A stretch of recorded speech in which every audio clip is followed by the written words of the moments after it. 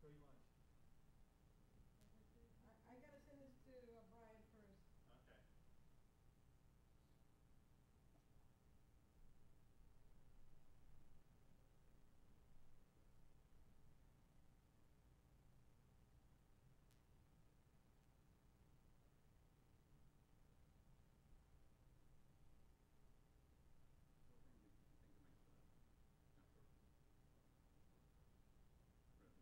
So what thing do you think it makes after revenue?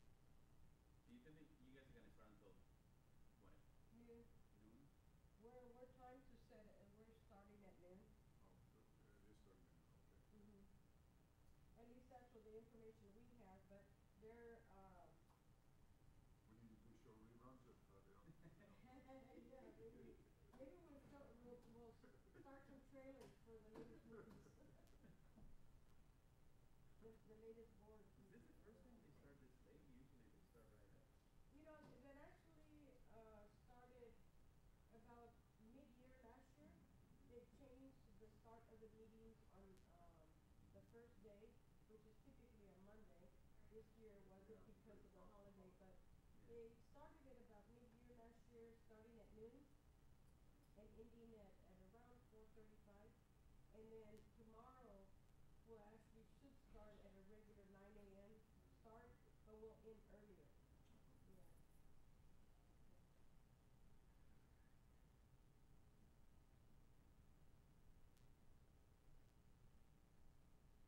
I'm gonna go because in still teach here as well.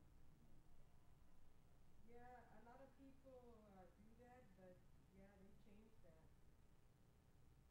So, the first day of the meetings typically now have been starting at noon. And then the second day, they start at 9 a.m. typically. But the second day is typically just them, right? There's a lot of, federal and state business that they take care of, but they usually do have an audience. The first day is usually when the whole room is packed, because they cover a lot more Yeah. agenda items that the colleges are affected by.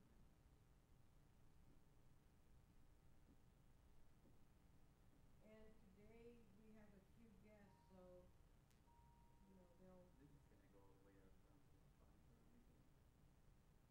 today will probably go all the way to the end. Yeah. The end is what? Probably about 4:35. Yeah. Where are you coming from? San Jose.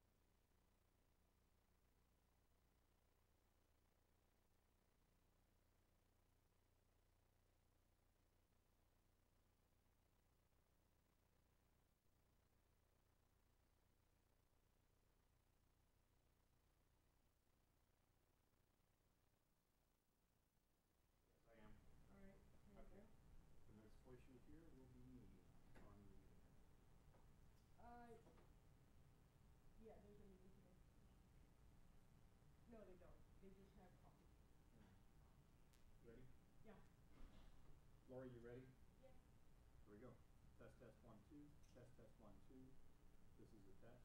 Test 1 2. Test 1 2. Can you hear me? Can she can't hear me? I got it here. I heard him say, "Are you ready?" It's really quiet though. Do you hear me talking at all? Delayed? Do you hear me talking at all delayed?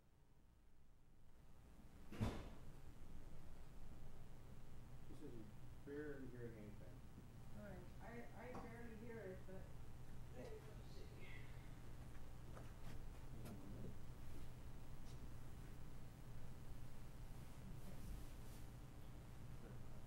Yeah, bring that up to 17.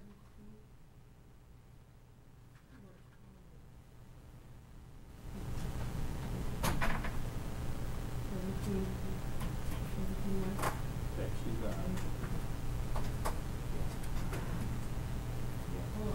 yeah, I'm talking into it right now. Okay.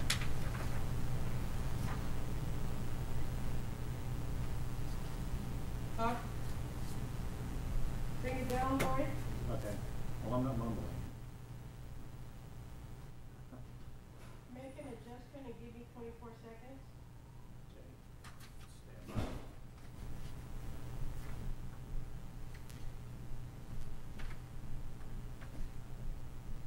I'm sorry, what?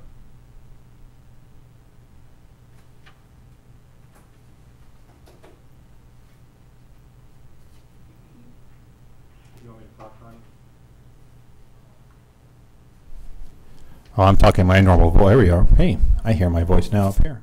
Mics are hot, just to let everybody know. So if you're going to say something, say it now so I can record it. This is a test. 1 2. Testing. Okay, you hear me now? Okay. She hears me now. Hold on, keep talking. Yeah, mics are hot. You got it? All right. Perfect. Thank you very much. Keep talking for me. All right. Please. All right, bye-bye. She's got it. Talk for me. Oh, okay. Hello, how are you? Did you have a good holiday? Tell you a story. A story? Yeah.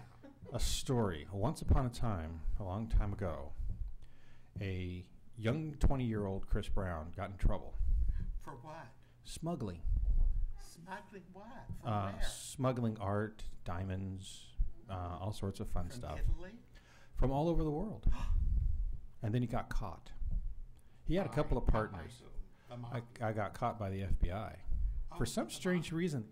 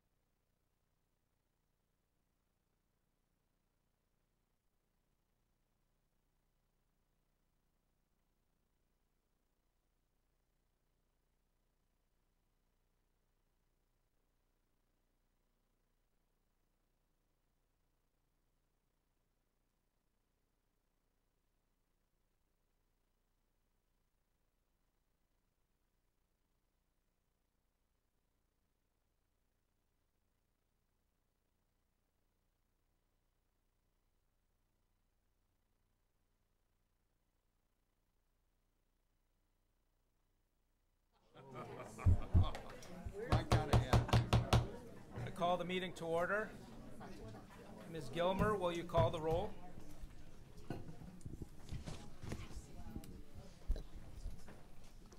Arnaldo Avalos. Here. Manuel Baca. Here. Jeffrey Baum. Present. Joseph Belansky Jr. Present. Scott Budnick. Thomas Epstein. Cecilia Estelano. Danny Hawkins. Present. Lance Izumi. Here. Deborah Malamed. Gary Reed. Here. Nancy Sumner. Present. Colin Van Loon. Here. Thank you. And I know that Member Estelano and Member Epstein are en route, so we should be seeing them shortly. Member Baca, past President Baca, would you lead us in the Pledge of Allegiance? Absolutely. Place your hands over your heart and begin with me. I pledge allegiance to the flag of the United States of America and to the republic for which it stands, one nation, under God, indivisible, with liberty and justice for all.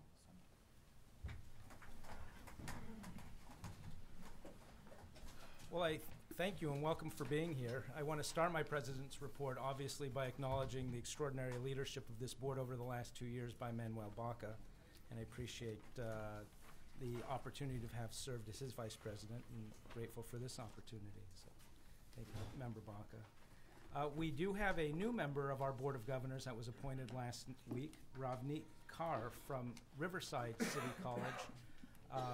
She is unable to be at this meeting, but I wanted to let Member Van Loon tell us a little bit about our new student trustee.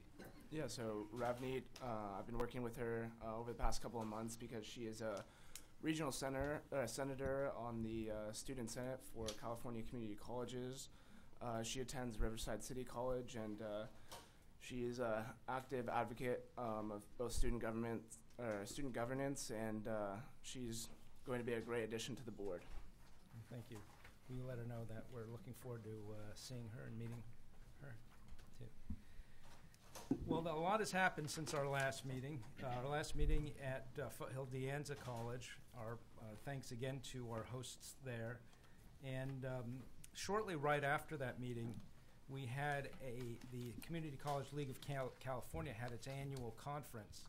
And I want to thank the Chancellor and Karen Gilmer and the Foundation for organizing a reception that was hosted by the Board of Governors that had an exceptional turnout, and it was an opportunity for us to interact formally with stakeholders throughout the system, and so I want to thank everyone involved with that for that opportunity, and also to thank a number of the board members here who participated in that reception. It was a great evening. And then on a personal note, I was pleased to subsequently, the next day, welcome a couple board members and other colleagues to the Annenberg retreat for to continue some of the conversations and deepen some of the relationships and see where I spend half my week each week. So thank you for joining me for that. One of the things that has been in the news quite a bit, and also some of the conversations that were begun at that reception we held, was the increased collaboration and partnership that is growing between our three segments of public higher education: the Cal States, the University of California, and the community colleges. The role models in this effort obviously have been the three leaders of our system: Chancellor Harris, President Napolitano, and Chancellor Tim White. They've set a tone that is unprecedented in our systems of community colleges. But by chance, the two heads of the governing boards for the Cal State and the UC also happen to be very close in proximity. And I had, because of that reception, I was able to then follow up with Lou Monville, who is the president of the Cal State Board of Trustees, and Bruce Varner, who's the president of the UC Board of Regents. And they've expressed their desire to align their governing boards in a alignment of support for public higher education in California. And so we've had conversations over the past month over lunch and then just last week again. And so I'm hoping to do even more of inviting closer collaborations between the governing boards of our three systems, and looking forward to keeping you in the loop on that process and incorporating other members of our Board of Governors as we interact with the UC Board of Regents and the Cal State Board of Trustees. 2 weeks ago, with thanks to Vince Stewart and his team, also in that vein, we hosted a reception for the new members of the state legislature at the Citizen Hotel that Janet Napolitano and Tim White and Bryce were all able to attend. To a person, people were saying it was the most successful reception that they had in recollection. There were dozens, if not 30 or 40 legislators that came, and it was very helpful to us to have people like Member Avalos, Member Belinsky, other members of the board to interact with these new state legislators. And a surprise thing, this reception goes from 5 to 7. At about 6:30, the governor came and shut it down. He was the last one there and stayed till about 7:30. I even had to leave before the governor. But it was it again shows his commitment and interest in public higher education in California. And I've talked to Chancellor Harris about extending an invitation to the governor to come meet us at a board meeting here, as he has done once in the past. The last thing that I would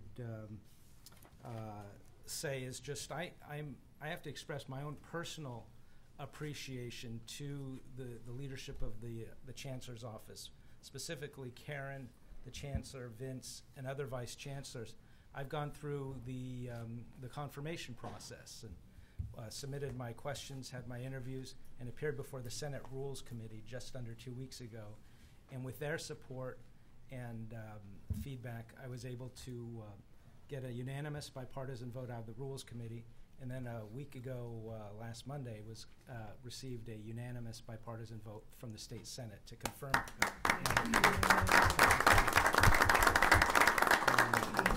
I appreciate that. It was a team effort there, and but the one thing I did want to share with the rest of the board is that there is so much appreciation in the halls of the Capitol for what we are doing as a system and the mission that we're serving and the professionalism by which we're executing it, and that we have taken on a serious set of reforms and are not slowing down on those reform packages, but accelerating. And it has caught the attention, the imagination of not only the folks in the state capitol, but also across the state and the nation. And I think that you've all seen the press coverage, that there's a renewed interest and excitement and appreciation for the need of a strong community college system. And the only question, the question I got most is, how can we help? How can we be supportive? What will it take to move the system forward? And that's a conversation I think we'll all be interested in continuing. So that's my president's report as president, taking on this. And I feel my job is now more to bring forth the collective wisdom from the members of the Board of Governors themselves. It's my job is to help you and each member of the board draw upon their own personal perspectives, expertise, knowledge, and experience, so that we can help the Chancellor adopt the right policies that will continue to move the system forward. So I'm going to look for opportunities to engage each member of the Board of Governors, and look forward to having every member of the board participate actively in the board meetings and policy making, both when we're here in Sacramento, but also out in the field. That concludes my report. Thank you, President Baum, members of the board. A number of items, some of which you'll hear more detail about in the next couple of days, but I do want to acknowledge first and foremost the governor's recommended January budget, which is a favorable one for California community colleges. I think that is a wonderful starting point for a conversation that will take place over the next few months. Vice Chancellor Troy will give you details of that tomorrow, but it certainly was a good week for California's community colleges, because on the heels of that wonderful proposal, President Obama has made a proposal and will articulate that in the State of the Union address this evening to make America's community colleges free for the citizens of the country, a structure similar to one this state enjoyed just a little more than 3 decades ago. I think all of us are excited about the conversation the President will have in his State of the Union address this evening, not only the proposal itself, but the funding proposal that will be in consort with that.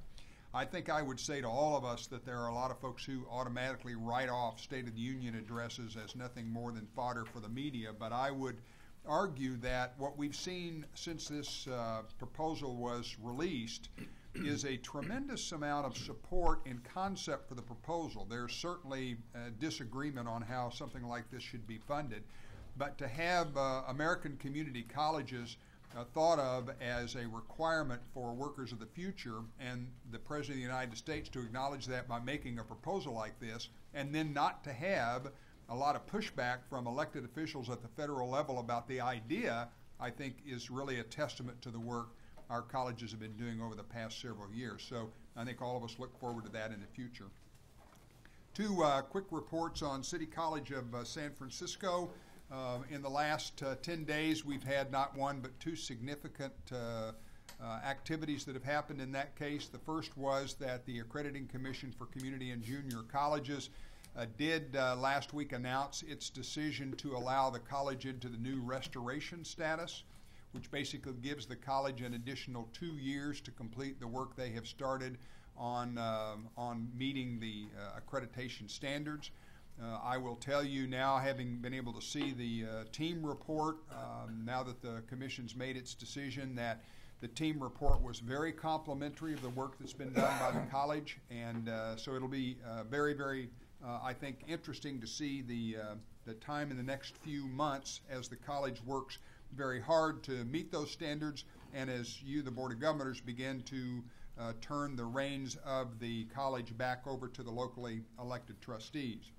Then less than 48 hours after that decision was handed down, the judge in the court case that involves the City of San Francisco and the Accrediting Commission handed down or issued a tentative ruling that basically will give the college a chance to appeal a portion of the 2013 decision that they did not previously have the opportunity to comment on.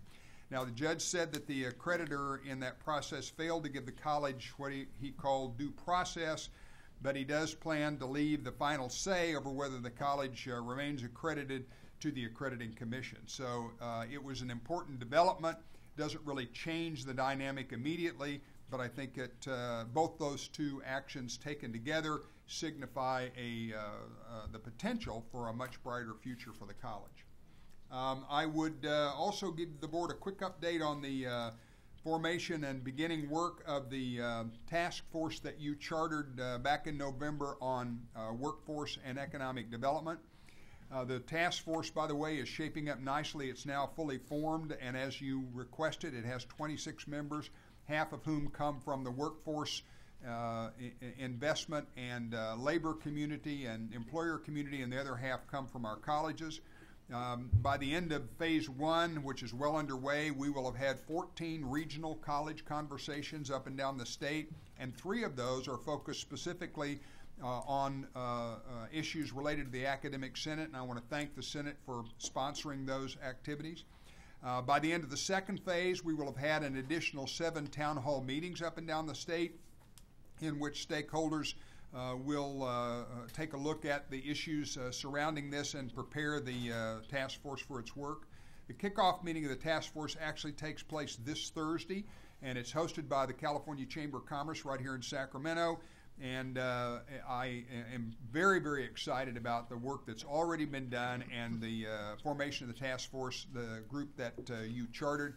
And I look forward to monthly and every meeting providing you a formal report and we'll give you some written information in between those times. So that group is up and running, and it looks to be very, very successful. I'd also like to take this opportunity to introduce the board to a new colleague, and that is the new interim vice chancellor for student services. And her name is Dr. Denise Nolden. And Denise, prior to joining us, was the president at Contra Costa College, and immediately before that, the vice president of student development and enrollment management at Folsom Lake College. Denise has a long and proud history in the state of California, a tremendous amount of credibility with her colleagues in student services up and down the state. And she's agreed to stay with us throughout 2015 to complete the implementation of the Student Success Task Force recommendation. So please join me in welcoming Dr. Denise Nolan.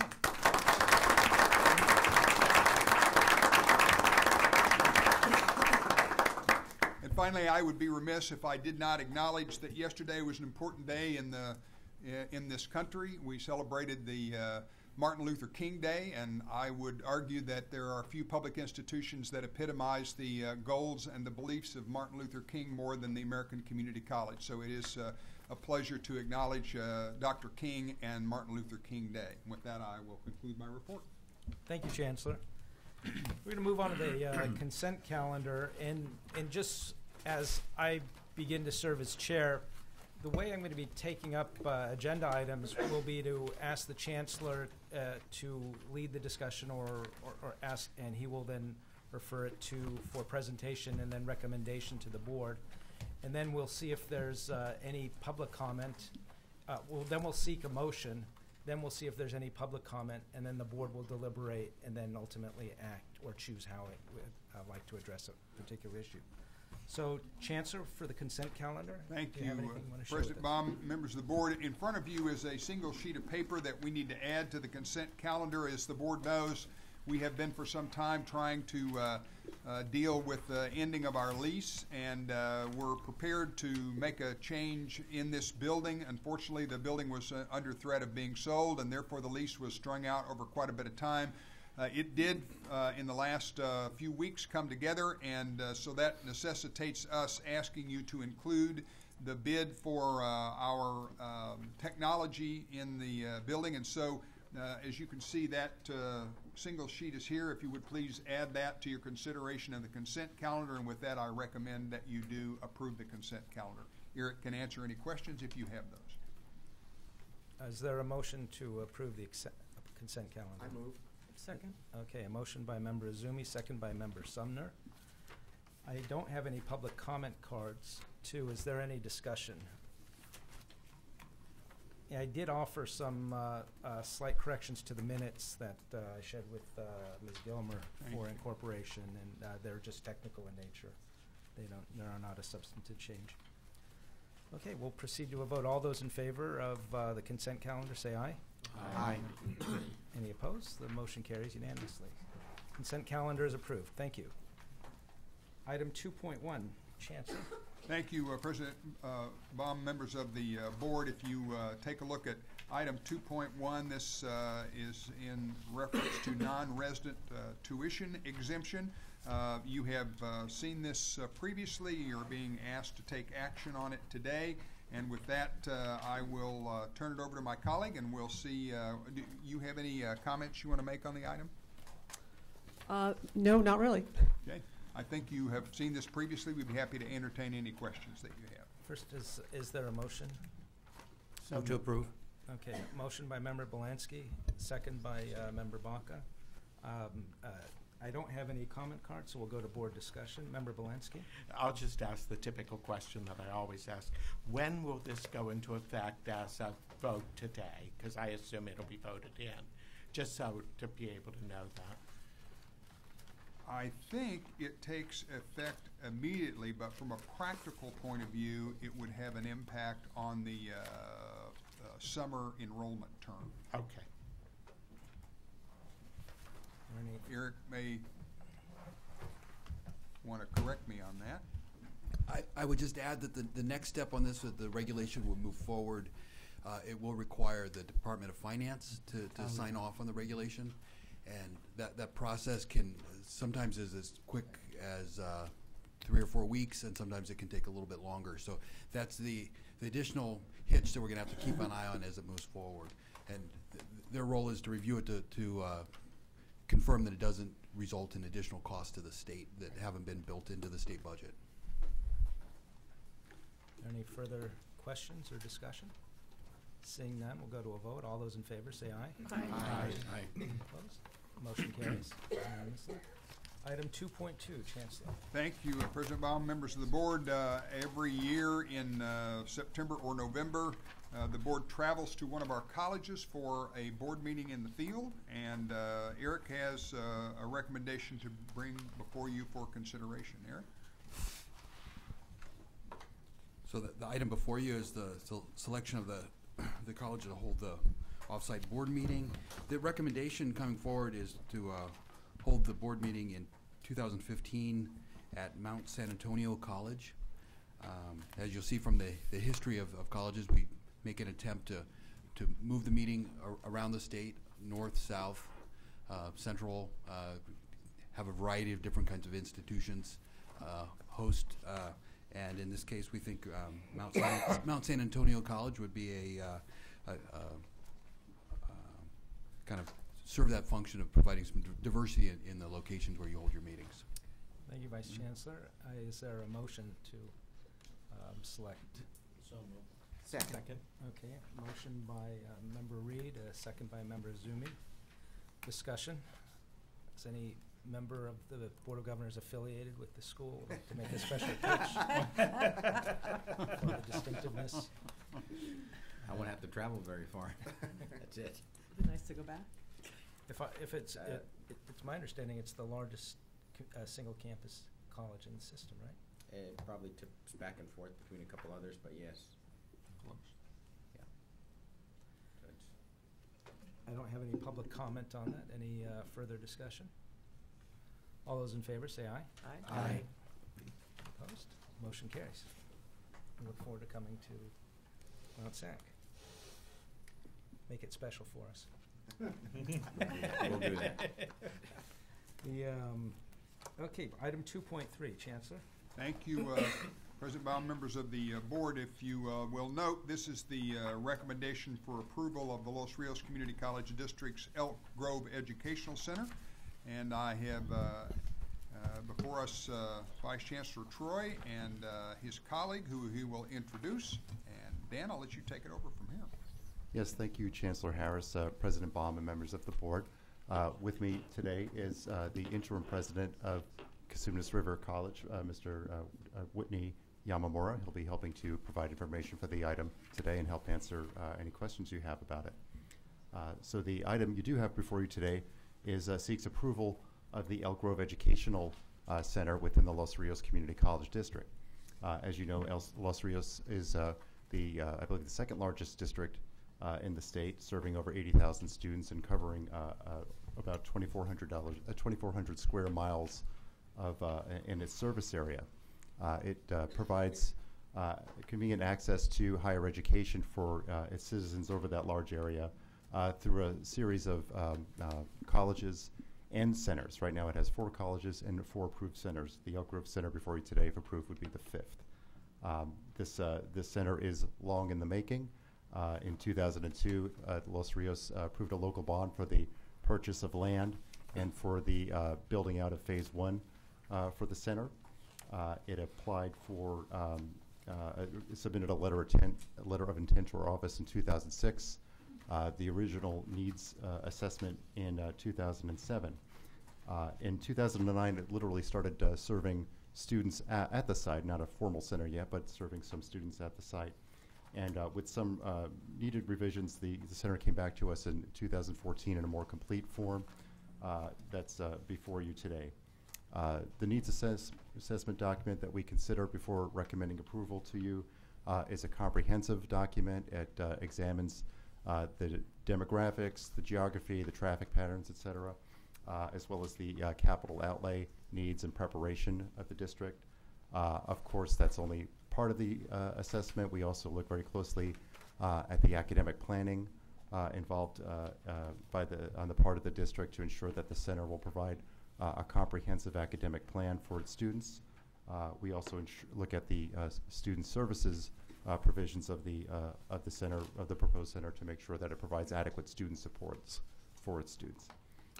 We do have, this center, proposed center does have letters of support from the surrounding educational institutions, including a memorandum of understanding with San Joaquin Delta College to coordinate, manage growth within the area, and to assure appropriate continuity between students that are going back and forth between San Joaquin Delta and the Elk Grove Center. So we were seeking your approval today for the center. With that, I will turn it over to Interim President Yamamura for his comments, and then we'll be happy to take your questions. Good afternoon, members. I'm pleased to be here today regarding the college's Elk Grove Center. I offer you a brief discussions about the origin and timeline of the center. The Los Rios Community College District, which Cosumnes River College is a part, developed a plan for educating our region in 2001 to include permanent educational centers throughout the district's service area. At the time, the Board of Trustees wanted to find a way to improve access to quality education by locating our programs closer to where students live and work within the expansive area of the district. Additionally, because transportation issues can also be a barrier to access, it was important to locate our centers close to public transit. This has the added benefit of reducing impacts on roads and pollution levels. After studying the issues, including the fact that approximately 85% of a college enrollment comes within a 5-mile radius around the facility, the board developed a plan distributing educational centers across the district. These operate more efficiently than comprehensive colleges. As you can see from the background discussion of your agenda item, the district has been working with you to establish the Elk Grove Center since July of 2007. And of note, as Vice Chancellor Choi mentioned, you granted conditional status on October of 2008. During the Great Recession, our resources were scraped together to offer classes at a high school in the Elk Grove Unified School District across the street from the property identified for the new center. We broke ground in November of 2011. The first phase opened in August of 2013 in time for fall classes.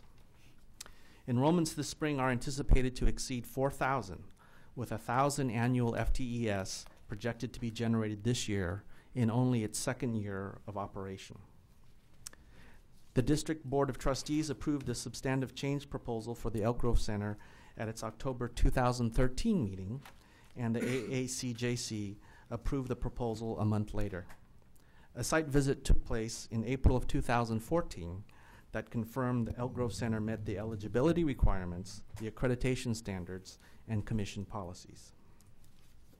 A final note, the college has a strong partnership with Elk Grove Unified School District and the City of Elk Grove, who have offered input into the shaping of programs offered at the center.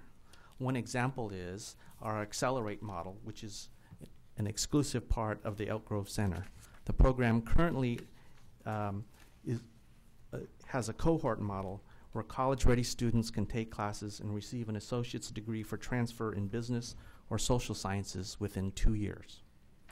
The Elk Grove Center has become an important part of the community. By expanding outreach to the south of the main campus, we have increased access to higher education in our service area. We are very close to completing the goal set by the Los Rios Board of Trustees to increase access to residents by providing centers across the region. I ask for your support in confirming center status for the Elk Grove site. Thank you.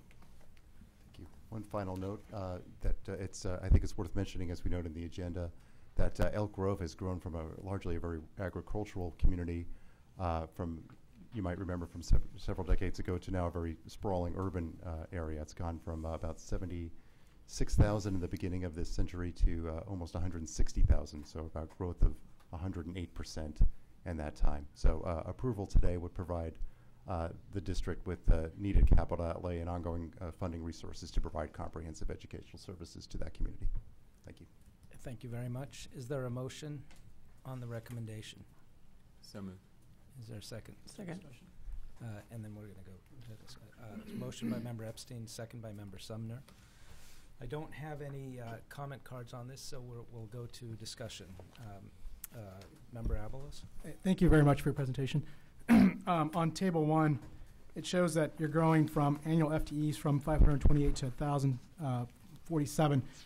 what is the actual number? Because this is projected. Do we know what it looked like for the fall of 2014?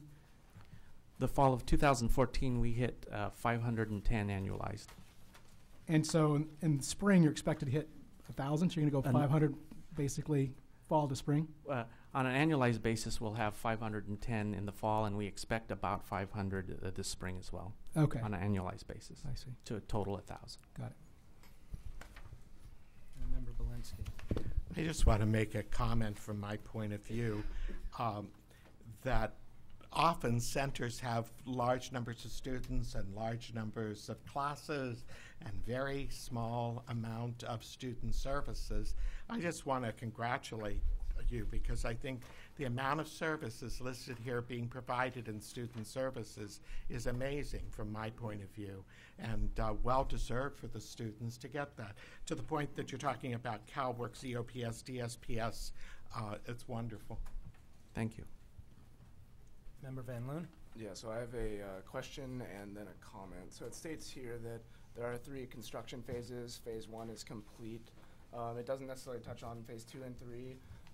What do phase 2 and 3, what does phase 2 and 3 entail in regard to the construction?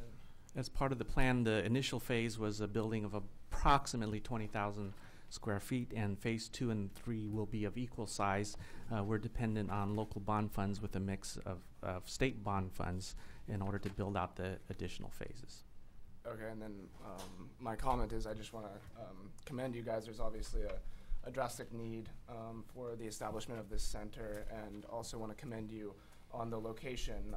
I've experienced firsthand the impact the center can have on a community. I actually attend a community college center at the moment, and it's very proximal to a high school as well, and so there are a lot of parallels here, and during my high school years it actually encouraged a lot of concurrent enrollment, especially because it was so proximal. A lot of people didn't have cars and could simply walk. So again, I congratulate you on the choosing of that location in particular. Thank you.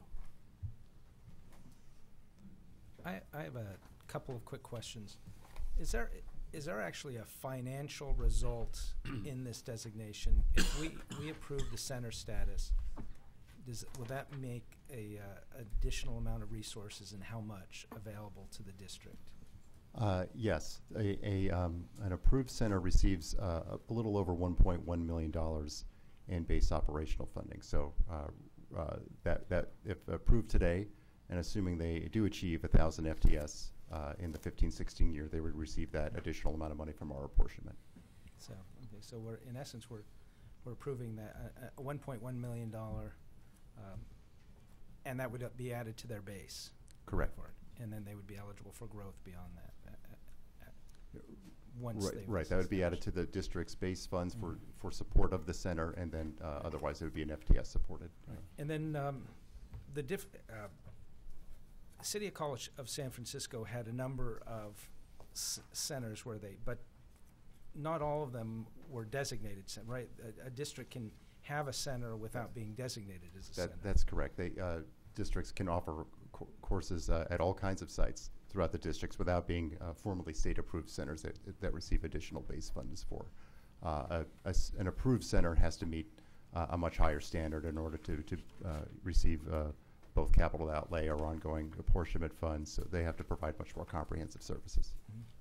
And since this is a great move and great direction, and is something that we're looking at.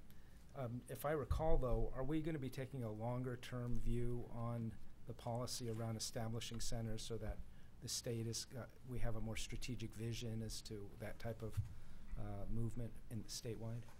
Yes, absolutely. I think, as you know, that in the recent past, proposals for centers or new colleges that came before the board were first analyzed by CPAC before that body was dissolved a couple of years ago. So you had this, I'll call it third-party look that would assess the statewide educational plans, needs, look at demographic analysis, et cetera, before recommending for the state whether the board approve a center or a college.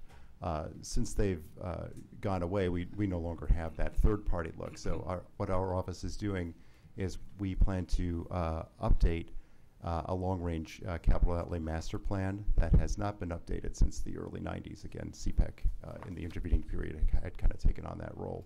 So we're at work right now in collaboration with our facilities task force, and we're hopeful to have a new plan presented to you later this year. That's fabulous. Thank you. That'd be good. Any further questions? We have a motion and a second to the recommended motion to approve the center. All those in favor say aye. Aye. Any opposed? Motion carries unanimously. Thank you. I would just acknowledge Chancellor Osiris is here, Dr. Brian King. Brian, thank you for coming by. Congratulations. Moving on to item 2.4, accreditation regulation, second reading and adoption. Chancellor Harris. Thank you, President Baum, members of the board. This is found on page 43 in your packet, and the board will recall that it came to you as a first reading last month. I would say that we have made a minor change as recommended by the board the last time, in that we've stricken the word regional from the draft that we presented to you.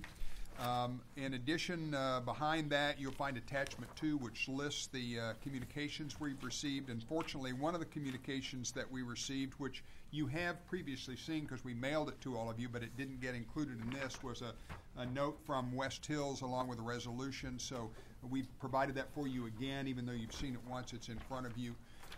The other recommendation that the board discussed at our last meeting, at your last meeting, was that we might consider putting a review process in this regulation. We did give that serious consideration as the board asked. However, we did document that the U.S. Department of Education actually does that periodic review of approved accreditors in the country.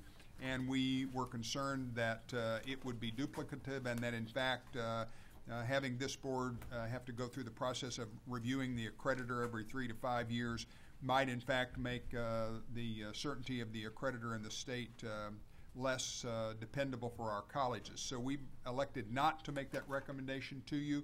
However, we did, as I mentioned, take the word regional out. And with those changes, we would recommend this for your approval. First, ask for a motion on the recommendation. Motion. Okay, motion by Member Van Loon, second by Member Sumner. I have 2 members of the public that seek to address the board on this. The first is Frank Gornick from West Hills Community College District, followed by Richard Hansen.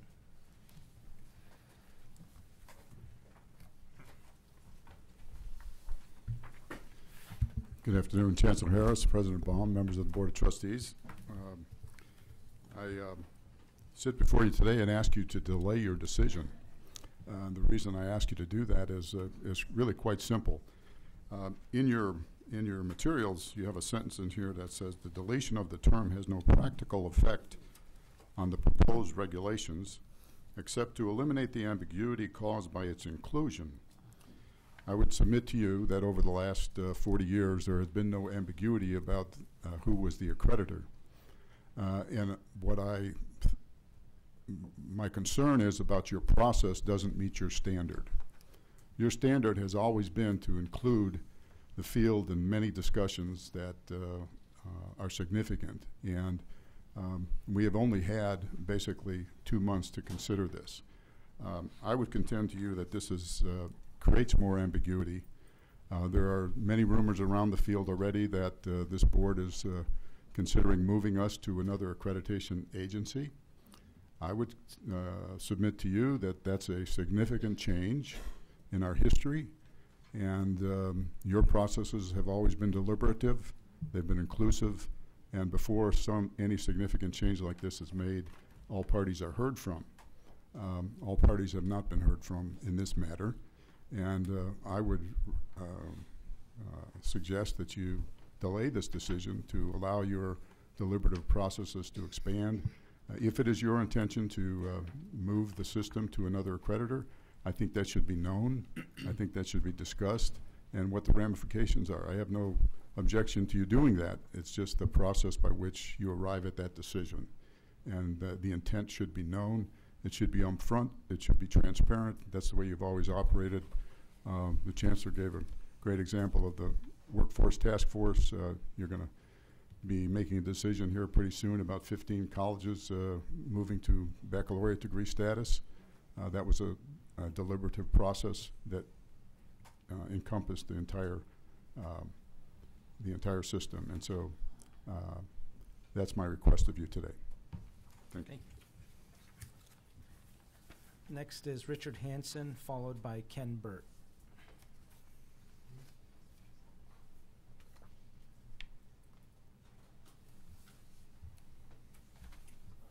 Good afternoon, Chancellor, members of the board. I'm Richard Hansen. I'm representing the Community College Independents, who are the faculty union that's unaffiliated in the state. And I spoke last time on these 2 points, and I appreciate that you've actually taken on the regional removal. That was the one in the board discussion seemed a little bit more doubtful. There did seem to be interest in a review process.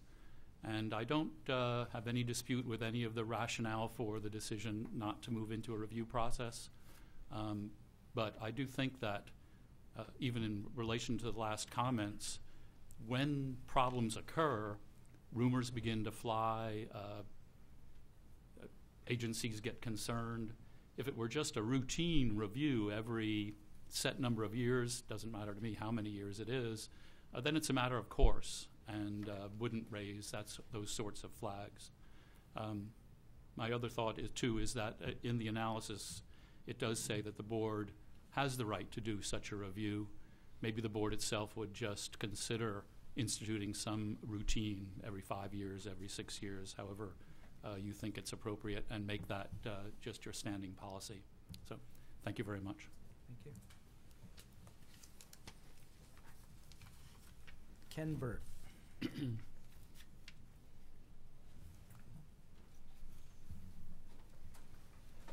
Good afternoon. On behalf of the California Federation of Teachers, I would just like to say that we support amending Title V to omit the specific mention of ACCJC.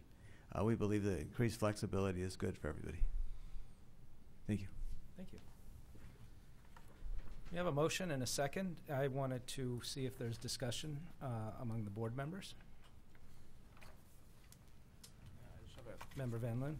I have a quick question for Chancellor Harris. Have conversations surrounding these changes and the ramifications of these changes been sparked with the Federal Department of Ed and our Chancellor's office? And who was the second? I'm sorry.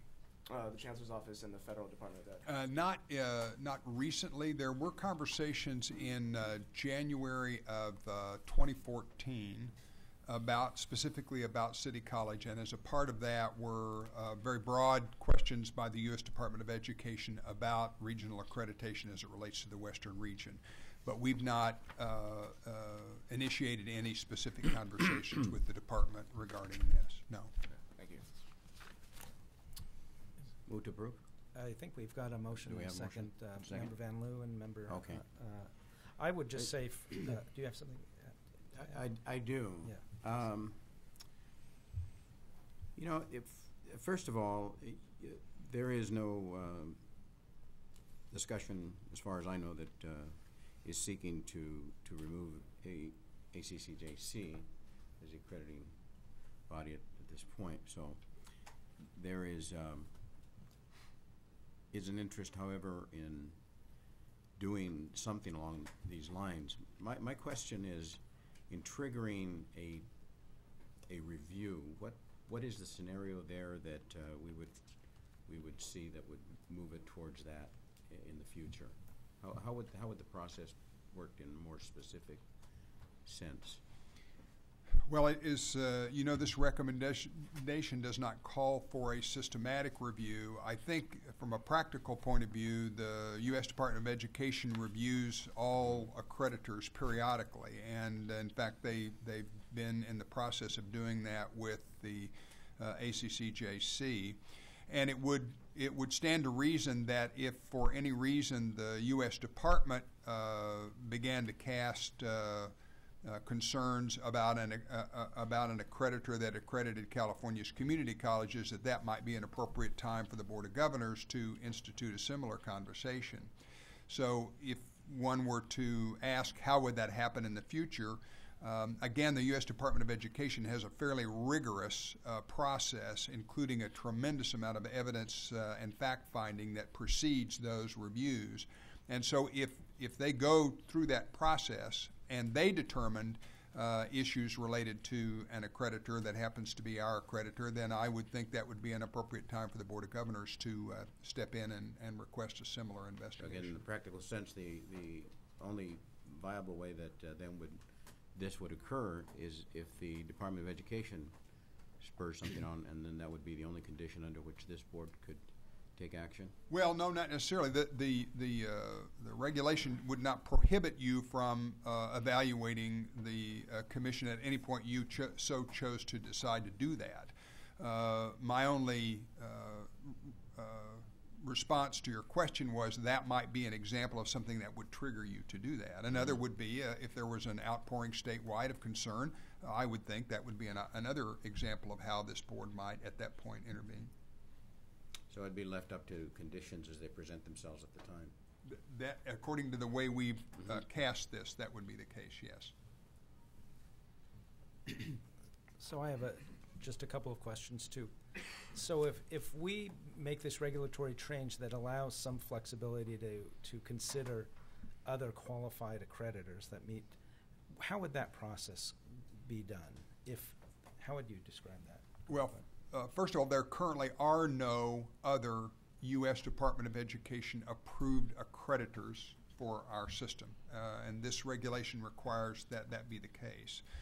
So if we elected to begin a conversation about other accreditors, the first part of that conversation would need to be with the U.S. Department of Education in terms of what, if any, changes they might make in allowing other accreditors to accredit in the Western region institutions that offer the associate degree. Now, the other thing that might trigger a consideration for change would be if, over time, the pilot baccalaureates that currently are limited to 15 in the state and only 1 in every district were to expand, and the system began to think of the need to look at a different accreditor than ACCJC. But at this point, probably the first step would require conversations with the U.S. Department of Education.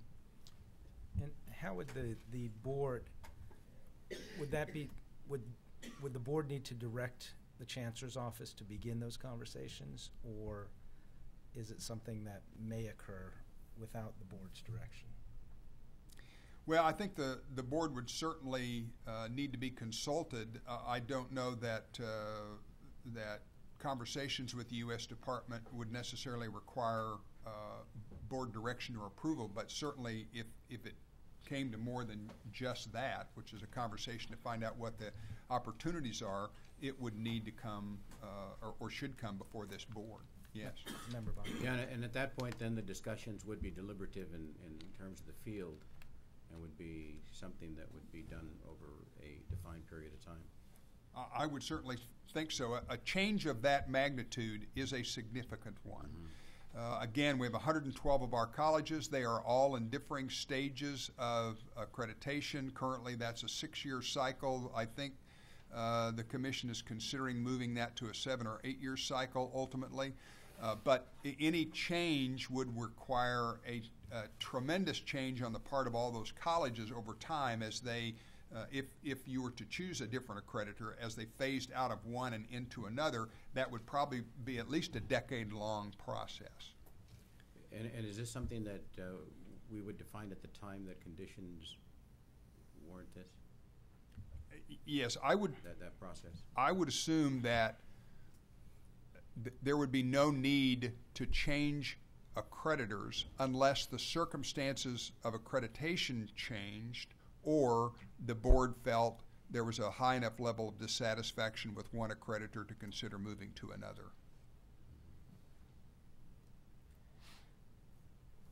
Okay, so we have the motion and the second on the regulation change as proposed by the Chancellor.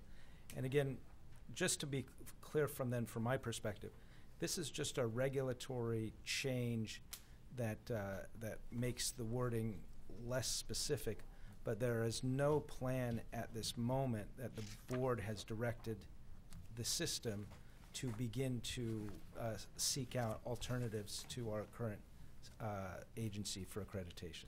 That's correct. Remember, the origin of this was the state audit of accreditation, and this was one of the specific recommendations of the state auditor.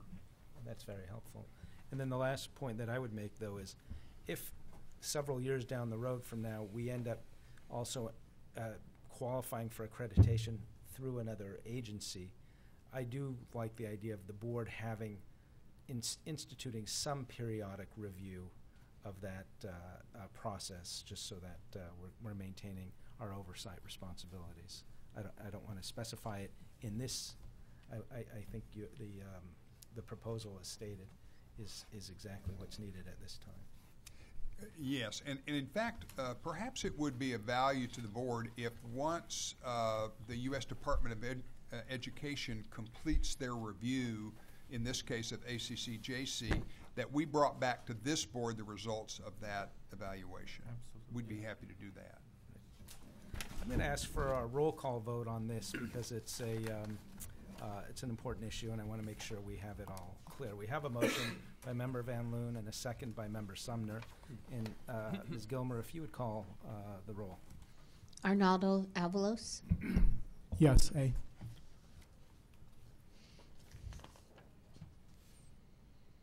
Manuel Baca. Yes. Jeffrey Baum. Aye. Joseph Belansky Jr. Abstain. Thomas Epstein. Aye. Cecilia, she's not here yet. Danny Hawkins. Aye. Lance Izumi. Aye. Gary Reed. Aye. Nancy Sumner. Aye. And Colin Van Loon. Aye.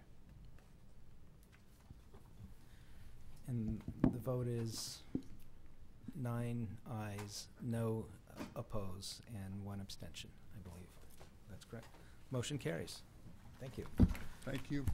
Moving on to item 2.5, the expenditure plan for workforce and economic development. Chancellor. Thank you, President Baum, members of the board. Annually, you approve the expenditure plan for our Workforce and Economic Development Division. I don't need to tell any of you that we have a variety of funding sources for our work in this arena, and this item is brought to you annually to try to keep you from having to do this dozens of times throughout the year. And I'm sure that Vice Chancellor Ton Quinlivan can explain it even better than I did. So, Vaughn, with that, I'm going to turn it over to you. Thank you, Chancellor Harris, President Baum, and members of the board. This item seeks your approval to on item 2.3, the combined expenditure plan, so that we can comply with Board of Governors regulations to begin to process contracts, grants, and grant solicitations for the 2015-16 year. As you know, all items exceeding $100,000 will go in front of you again, so you'll have a second chance at those items. This represents the baseline funding that we already currently process. This does not represent the new investment that has been proposed in the governor's budget, which includes 29 million additional funds for apprenticeship and $500 million in funds for adult education system. Those items will be discussed today in Vice Chancellor Dan Troy's report, and we will bring back those items in March for your review.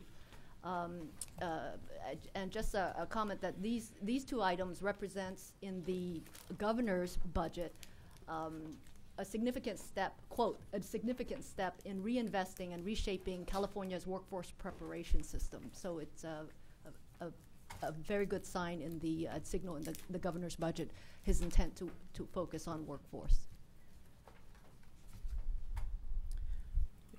So we have the proposed expenditure plan for workforce and economic development. I'll entertain a motion on the recommended plan. I move. Second. Okay, motion by Member Izumi, second by Member Hawkins. I don't have any public comment cards. Are there questions or discussion among the board members? Member Avalos? I do have a question. So 172 million, that's for this year going forward, or is it current year? So it's 2014, 2015, or What year is this? It's the same level that we have as this year, but it'll be in anticipation of it being approved for next year. I see. No. So there's no change year over year.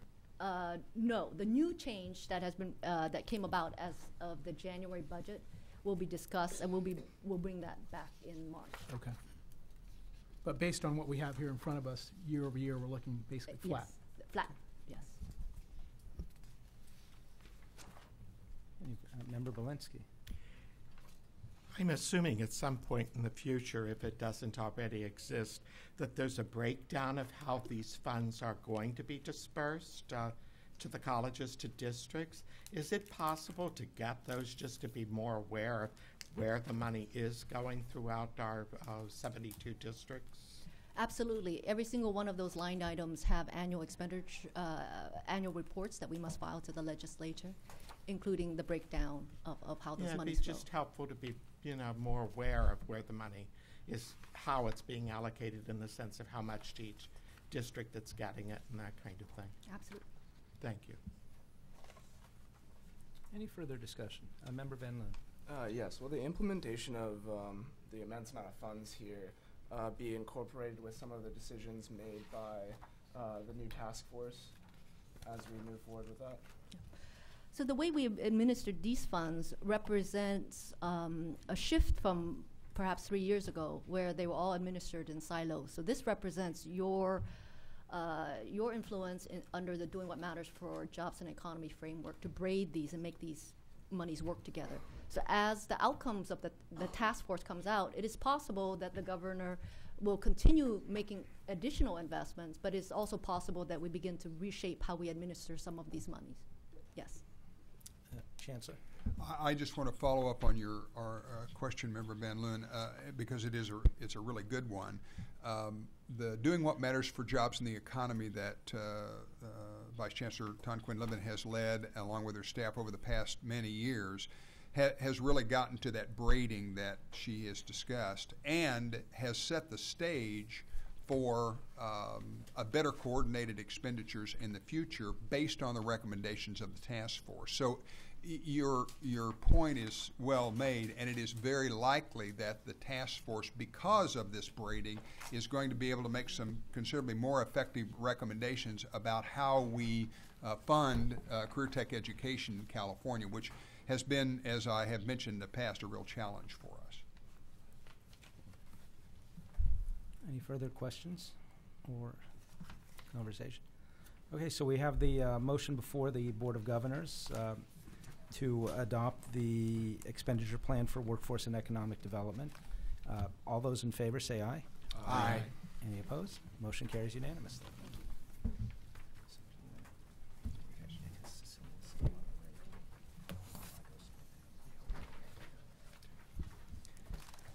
Okay, we're moving on to item 2.6, the baccalaureate degree pilot college application recommendations. Chancellor. Thank you, President Baum, members of the Board of Governors. This is an historic day in the history of our system, and it's really a pleasure to have with us today Senator Marty Block. Senator Block, thank you for your willingness to attend today. This is the result of the work of Senator Block over not once, not twice, but 3 efforts, and the culminating one was Senate Bill 850, which he authored, and which we are here today to discuss. I want to give you a bit of background, and then I'm going to ask Vice Chancellor Pamela Walker to walk you through our recommendation. I would remind you that the details of this legislation authorize 15 pilot bachelor degree programs up and down the state. Those programs require us to consult with the University of California and the California State University on any potential duplication. Further, the legislation requires that only one of these pilots be able to be offered in any one community college district. And as you know, we have 72 districts, and so those 72 became the pool from which applications were sought. These degrees must be started no later than academic 2017-18, and they certainly require the approval of the Accrediting Commission in each and every case. and the legislation will sunset in 2022-23. And as a part of that, there are 2 legislative analysts required reviews that would take place, one in 2018 and one in 2022. The enacted legislation is really designed to help the state meet the demand for highly trained workers in high demand technical fields and disciplines. That's what you'll see when the recommendations are made here in a moment. Today we're seeking your initial approval of these programs, and following this meeting, depending on your approval, we would then meet individually with each of the successful colleges and complete the review process and consultation process with the University of California and the California State University, and then bring these back for your final approval in March. With that, I'm going to ask Dr. Walker to walk you through the process we used and tell you who the successful colleges were, and then I'll take it back from Pam and give you a footnote and make a recommendation. Dr. Walker? Thank you. President Baum, board members, Chancellor Harris, colleagues, I'd like to offer the significance of the time we've spent in the last 112 days. On September 28th, Governor Brown signed SB 850, and on October 16th, a draft application, scoring rubric, and proposed implementation timeline was presented to the Consultation Council. On October 22nd, a certification of interest was sent to all colleges, and over 35 colleges submitted an interest. Within 30 days, the Chancellor's Office Academic Affairs staff, in accordance with legislation and working with legal counsel, developed the final implementation timeline, application to participate, and the scoring rubric.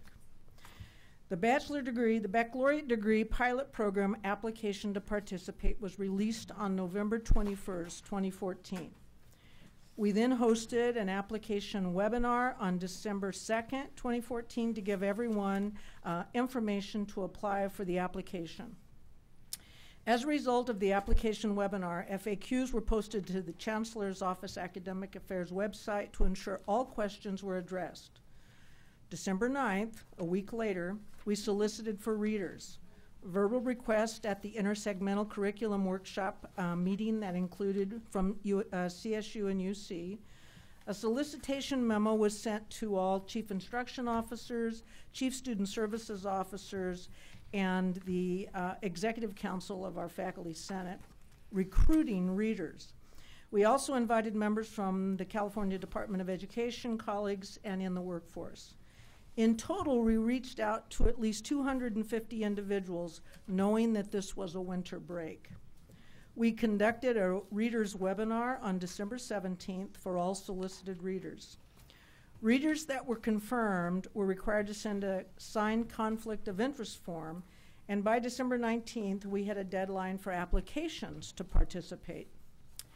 We received 34 applications from colleges.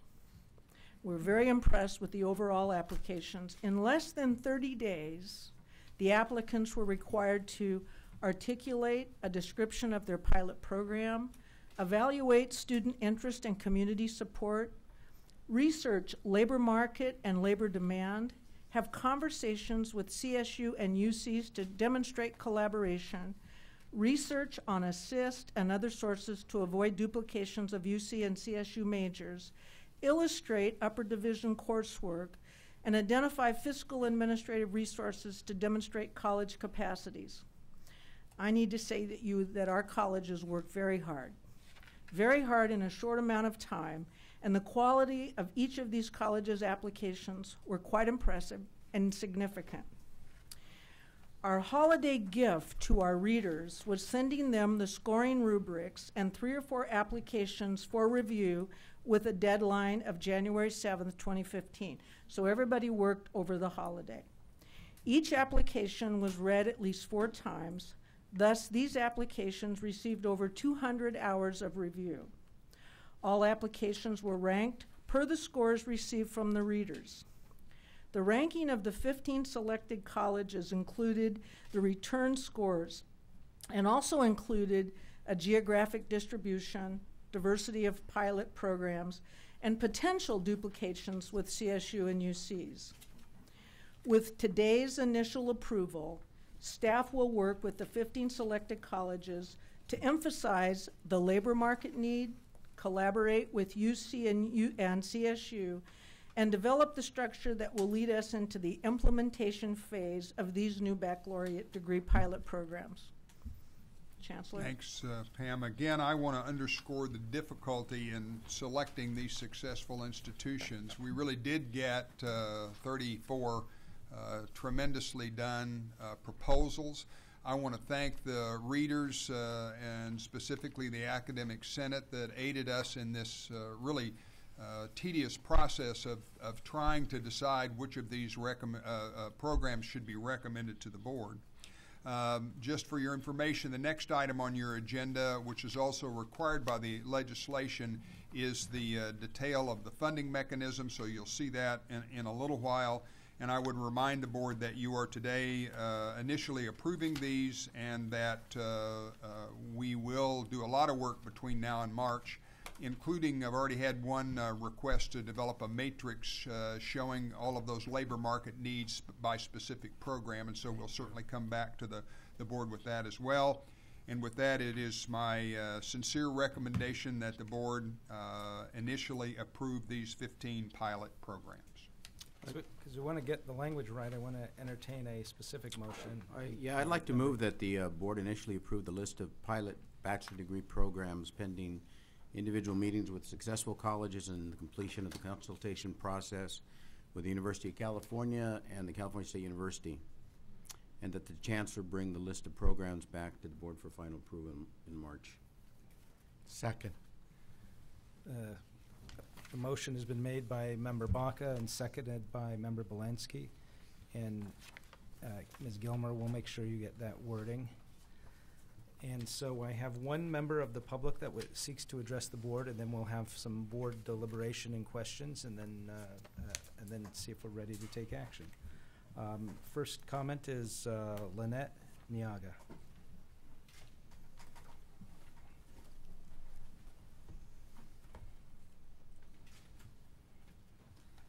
Thank you. Board of Governors and Senator Block. We worked with Senator Block on this bill, and we know that he is very concerned about the role of faculty in these programs. But I just wanted to say for you and for others that we do ask that faculty be the guiding force in the development of these programs so that we can be sure that they reflect good pedagogy and successful strategies for teaching. Thank you. Thank you. I think you may have one more coming. David, are you planning to address this issue? Go ahead and you can fill the card out. Thank you, President Baum. Members, David Morse, President of the Academic Senate. As all of you know, as Senator Block knows, the Academic Senate had expressed some concerns originally with the creation of the pilot, but we do want to, at this time, express our willingness and eagerness to work with the Chancellor's Office, with Senator Block, with the pilot colleges in order to make this project as successful as it can be and to ensure the quality of the degrees. I've been in conversations with Vice Chancellor Walker regularly. We participated in the reading of the applications, and so we have been involved. We've talked with Chancellor Walker about ensuring that the Academic Senate will be involved with the process and ensuring, once again, the quality and the standards of the degrees, and we look forward to continuing in that process. Thank you. Thank you, David. Okay, we have a motion and a second. I will go to the board for questions, comments, deliberations. Member Izumi. I just want to thank Vice Chancellor Walker and the staff, all the readers, all of those who were involved in the process, and certainly foremost Senator Block for being the author of this important legislation. I just wanted to take a quick look over the list of programs.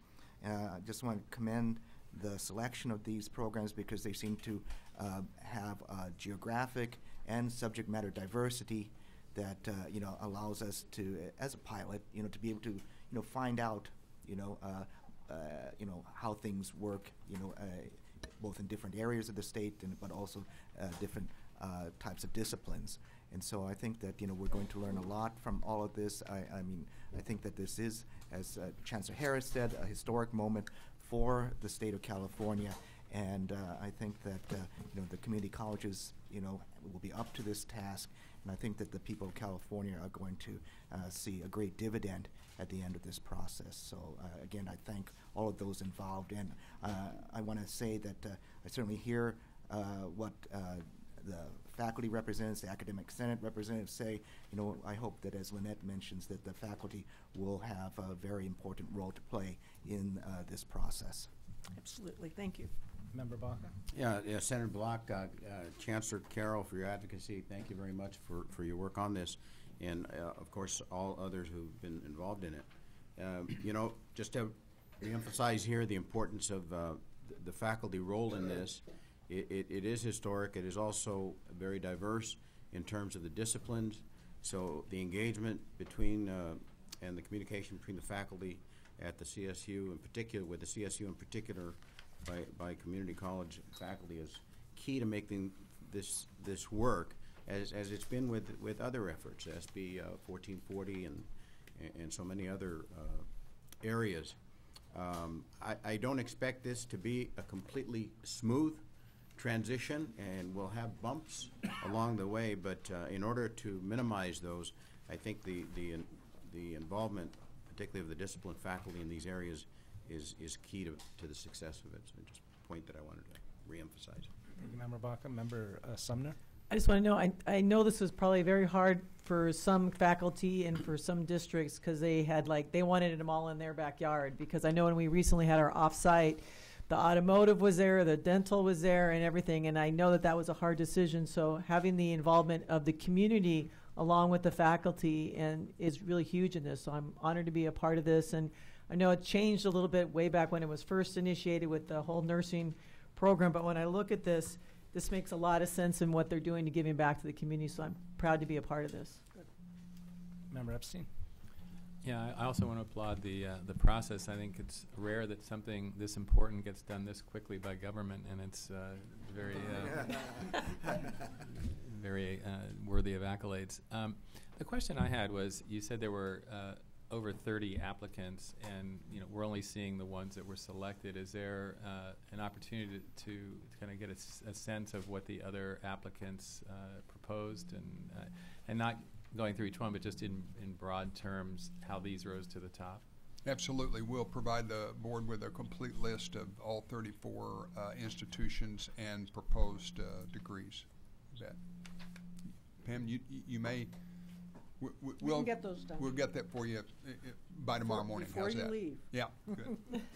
And just in general, how these rose to the top? I mean, was there is there a way to describe it in broad terms without getting into specific? Yes, absolutely. I think there are two key things that made the selection of this group over the other applications.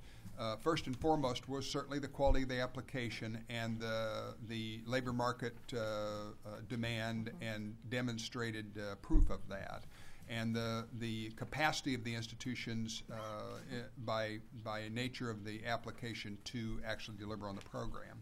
And then the other thing, and we told the institutions this right up front, was that even after the quality of the applications was reviewed and the programs, that it's very important in implementing these pilot projects that we were sensitive to the geographic distribution of the programs, the institutional distribution of the programs, so that they weren't all, for example, located in rural areas or all in urban areas, and the programmatic diversity of the programs. So even after the applications were scored, there was a consideration for those variables, and the institutions were told that right up front. Member Avalos? Yeah, thank you. So I again also want to applaud the work that's been done. Obviously, it's been a monumental task in a short amount of time, so I really appreciate that. Like Member Epstein, I also have the same questions around, criteria, right? I mean, for me, I would have liked to maybe seen what kind of criteria we're actually approaching this with up front, rather than just dropping it on us right now. Just because I don't have the visibility. I think the Chancellor did mention, the criteria by which we used it, which is great. But I just feel like, the board could have been a little more immersed in the criteria, maybe in what the selection process could have been. I also echo Member Epstein's comments around trying to see the other applicants that were evaluated. And then finally, I think the big piece for me is obviously labor markets and really, what's the impact, right? How many students do we have actually in these courses? Will they be filled completely? Are they impacted courses? Things like that. And I don't know if that was part of the criteria or not, but I think that was something that's pretty important to think about, or hopefully was thought about. Thank you. Member Belinsky. I'll echo some of the comments already, but just so that, that we're all speaking and adding to the dialogue and to the conversation, I do think it will be helpful to get labor market information, just to be clearer, so that if we're even being asked questions or, how did you move forward with this as a board, it will be able to say, yes, there is a tremendous need, labor market need in these areas, and there aren't enough public schools with a cheap tuition to provide this kind of education, and often students are being moved to private schools with very high tuitions and then incredible costs that they have to deal with when they get their first job. And just to again acknowledge, I think it's great that it's gone through various geographic areas and it's not limited to one area of the state or two areas. I also think it's impressive how many of these outright state that they will lead to the student being able to take a licensure exam or a certification exam, because we know that in many instances that increases the kind of a job the student can get, and therefore the kind of employment, and money and the rest of it, and career development from that. The only other thing that I've mentioned, and it would be interesting to see how they wrote this in, if that's even possible, is the issue of the upper division GE. And I mentioned this already to Pam. And the only other one that as we move ahead, I'd like to know more about, because I'm not getting like what the actual jobs will be, is the one industrial automation. I get this high-level concept of, engineering and new products and new systems and applied design. Like, I can't really get, and it would be nice to have that just conceptually to know what kind of jobs ultimately does that lead to, and in what kind of industries. We'll do that. I have a comment. I want to also echo the comments that Member Epstein and Member Avalos made in the role of the Board of Governors in this. And nothing I want to say indicates anything less than admiration for the system, for really moving this forward, and our partnership with Senator Block and the unanimous support from the California State Legislature, who sees the value in this innovative new program that can actually serve the workforce needs and serve tens of thousands of students in the state. And to have turned that around in 60 days to be able to bring to us 15 proposed programs is nothing short of miraculous. And also, we're thrilled to have that opportunity. I'm glad that we also, though, have framed the motion in that this is an initial approval subject to a final approval at our subsequent board meeting, to allow for any additional review or collaboration, consultation that takes place. Because I am sincere when I want to make sure we are consulting with integrity with our colleagues in the California State University system and the University of California system.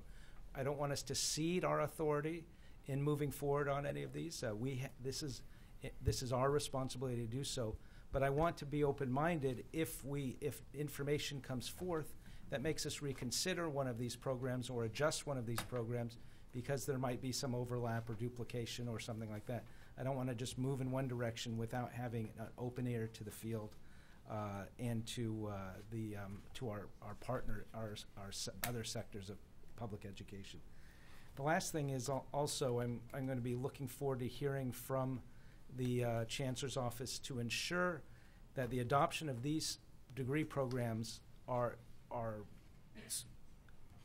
well thought out within the individual institutions, that it doesn't distract from the core mission of the community colleges at each of these systems. Because I can, as a former trustee, I know all too well that the minute we approve or even provide initial approval for some of these degrees, the press releases are going to go out on those home campuses. They're going to say, woohoo, we're going to be the first in the state to offer a bachelor's in mortuary science, and everybody's got to gear up, and we're going to use all of our institutional energy and focus to celebrate this remarkable achievement.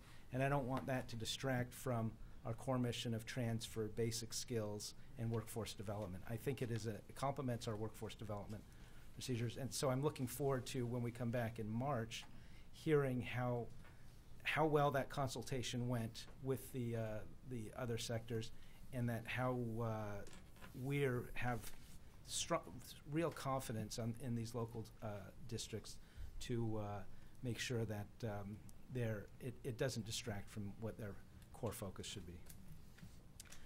Member Izumi. And just one follow-up comment is that given the questions that a number of board members have about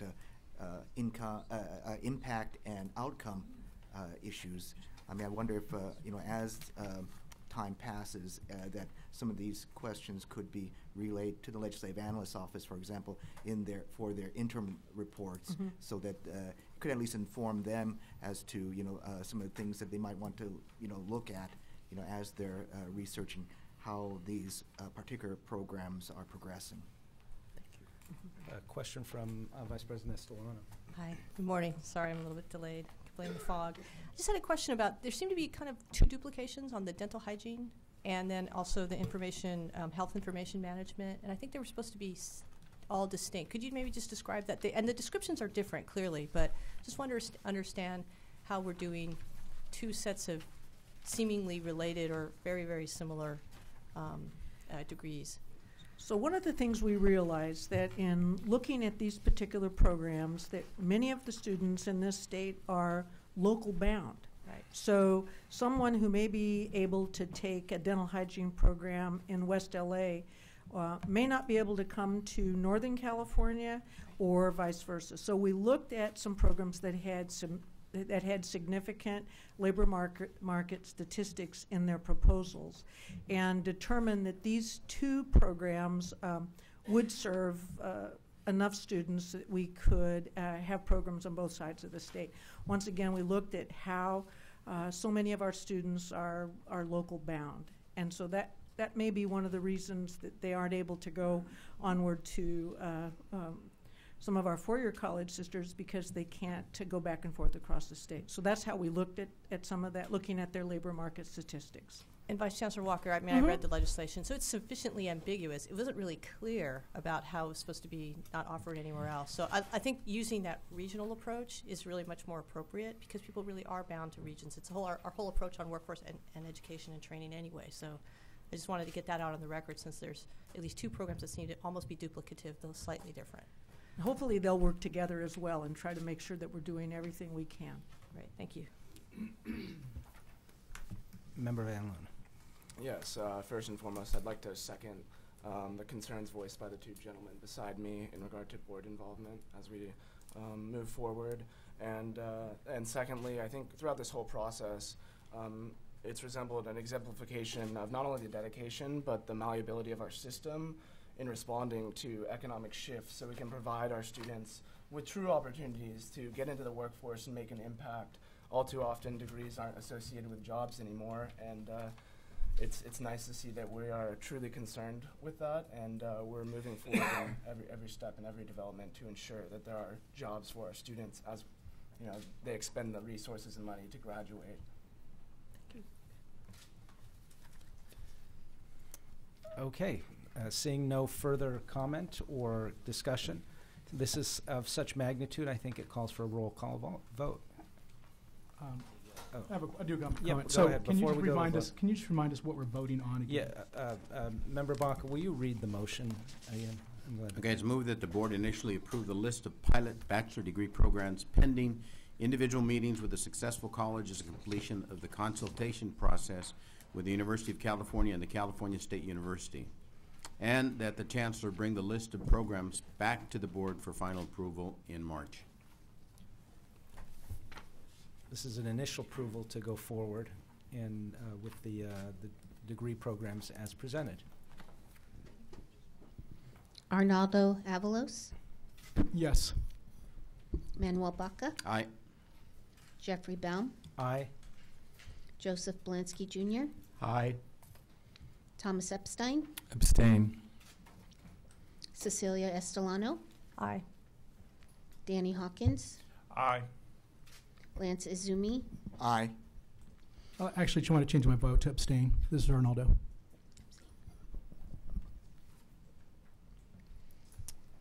Gary Reed, Aye. Nancy Sumner, Aye. Colin Van Loon, Aye. So that, I think, is 9 votes in favor, none opposed, and 2 abstentions. The motion carries, and we're on our way to offering bachelor's degrees. Chancellor, I understand we have some special recognition to offer. We do, and I'd like to ask Senator Block and San Diego Chancellor Constance Carroll to please come forward. The board does have an acknowledgement of your tremendous work. As we have said, this is a significant day for California's community colleges, and Senator Block, as I mentioned earlier, drove this from a legislative point of view, and then Constance Carroll, the Chancellor of the San Diego District, drove it from our stakeholders internally. And so it really is a pleasure on behalf of the Board of Governors to acknowledge their service, and I'd like to read this to you. It says, to Constance Carroll for her distinguished leadership in the passage of Senate Bill 850 block, authorizing the community college bachelor's degree, and the one for the senator reads, in grateful appreciation of Senator Marty Block for his distinguished leadership in the passage of Senate Bill 850 block, affording the community college bachelor's degree presented by the Board of Governors. Please join me in congratulating both these folks.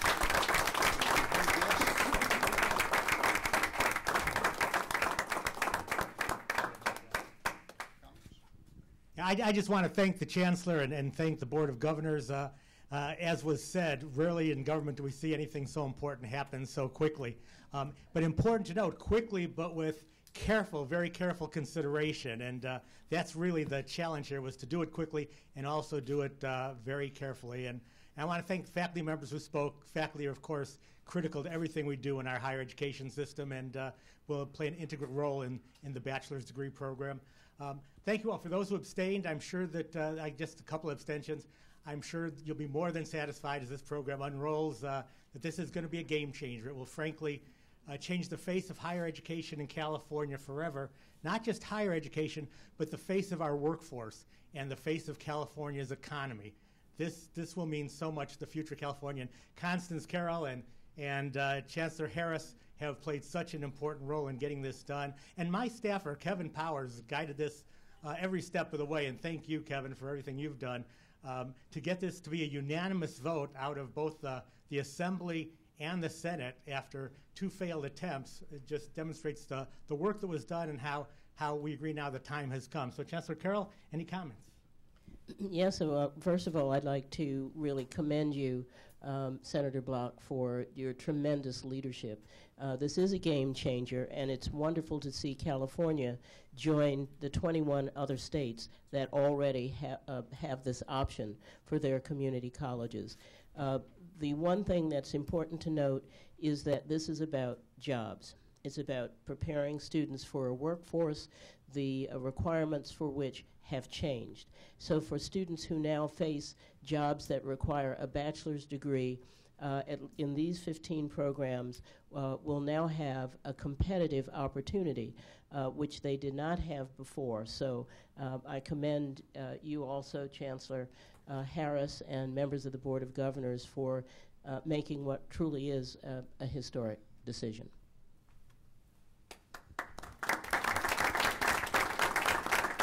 I just want to say before us are two of the most important leaders over the past decade in the state for the community college system.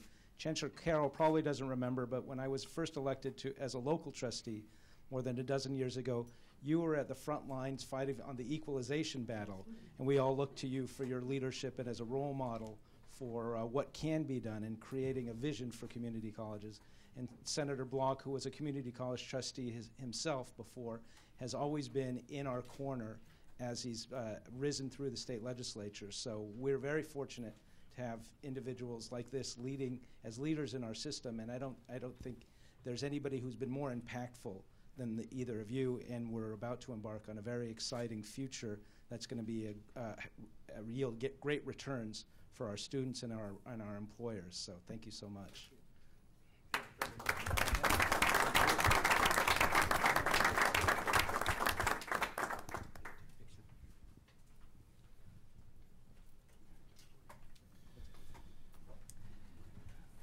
With that, and to let our colleagues get settled a little bit, we're going to take a 10-minute break.